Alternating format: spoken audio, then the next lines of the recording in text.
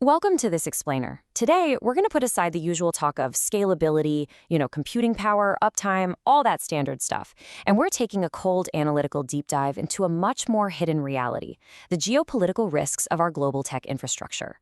I mean, we usually think of the cloud as this invisible, totally borderless entity that just magically powers our modern world, right? But as we unpack the source material today, you're going to see that the actual physical and legal realities of where your data sits and who ultimately holds the keys to it can turn operational efficiency into sudden systemic vulnerability. So what really happens when the cloud becomes a geopolitical weapon?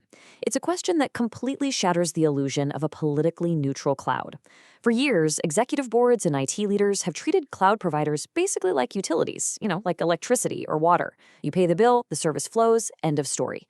But what happens when foreign policy or sanctions or a messy international legal dispute literally pulls the plug on that utility? Suddenly, the infrastructure you rely on to just run your daily operations isn't just a tech platform anymore, it's a geopolitical lever. And this isn't just theory, folks. Let's look at exactly what happens when that plug gets pulled in the real world. Okay, let's dive into this. Consider this completely wild case outlined in our sources. The International Criminal Court's top prosecutor, Karim Khan, along with the French judge, found themselves sanctioned by a U.S. executive order. Now, as a direct result of that, Microsoft allegedly canceled Khan's email address. The French judge suddenly couldn't even book travel on Expedia. They were effectively banished from the global financial system overnight. And the absolutely crucial point here is that they didn't lose access because of a server outage or some weird technical glitch. They lost access because of a legal sanction mandate. A technology provider, because it's headquartered in a specific jurisdiction, had to enforce its home country's foreign policy. And this builds into a much broader pattern. Tech platforms acting as enforcers of foreign policy is a proven reality now. Back in 2019, Adobe deactivated accounts in Venezuela just to comply with the U.S. executive order, literally cutting off access to essential software overnight for people. We've seen similar moves from Apple and Google in Crimea and from Microsoft, BMW, and Audi in Russia after the 2022 invasion. When major geopolitical shifts happen, these companies are forced to act as a literal cloud kill switch. Think about it. If your organization operates in a region targeted by sanctions from the country where your cloud provider is headquartered, your entire software stack can be bricked instantly. Which brings us right to the enterprise impact. There's this deeply flawed assumption of neutrality in the tech world. Take the Microsoft Nayara Energy case that came up in our research.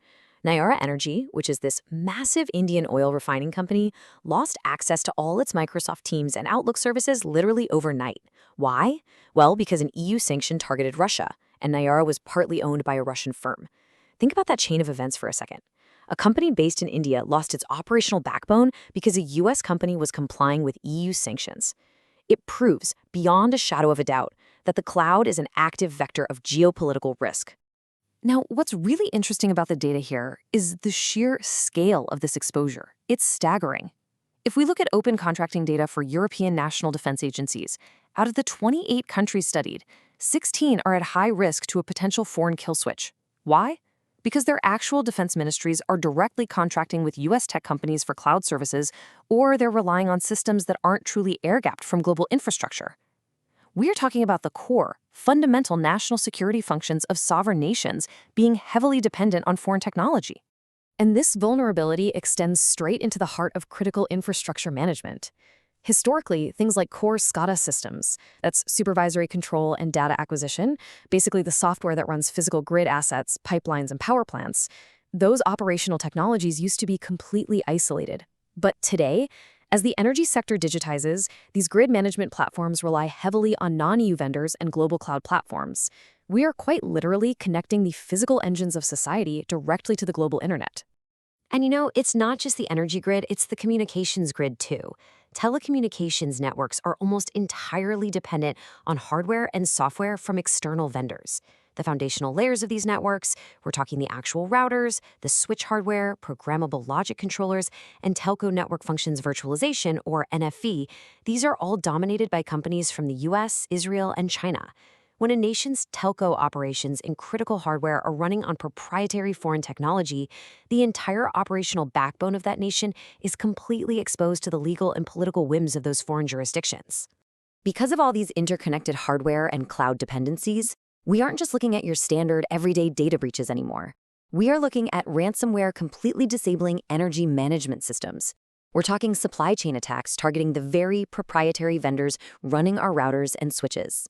There are DDoS attacks that overload energy trading markets, and honestly, perhaps most alarmingly, quiet cyber infiltration by foreign state actors.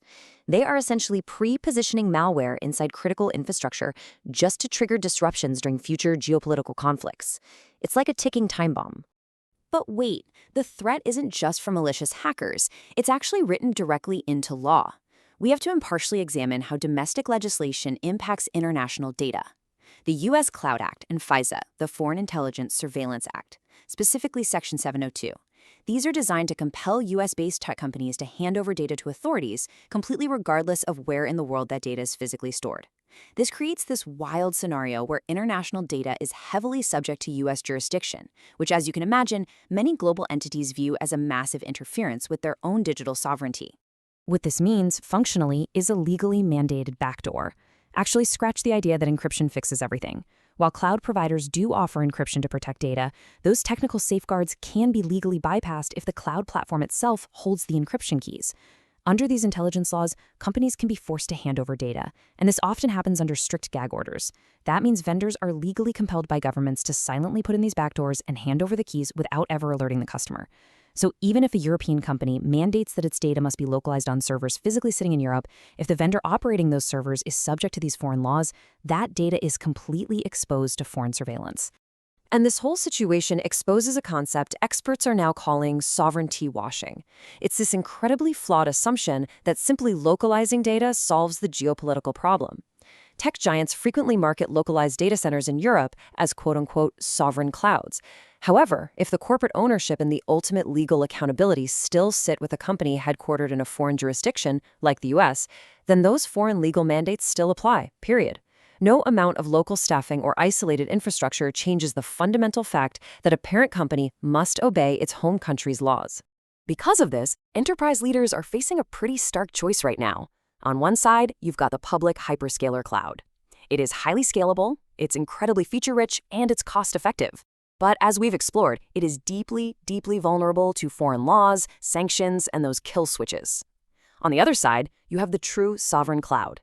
These are built entirely under local jurisdiction, like the Gaia X initiative over in Europe. They are often physically air-gapped from the public internet. Now, sure, they might have a higher cost and maybe a few less cutting-edge features, but they offer true legal independence. And increasingly, organizations that manage critical infrastructure are deciding to choose operational continuity over pure scale. So how do you actually protect your organization from vendor lock-in and this massive third-party geopolitical risk?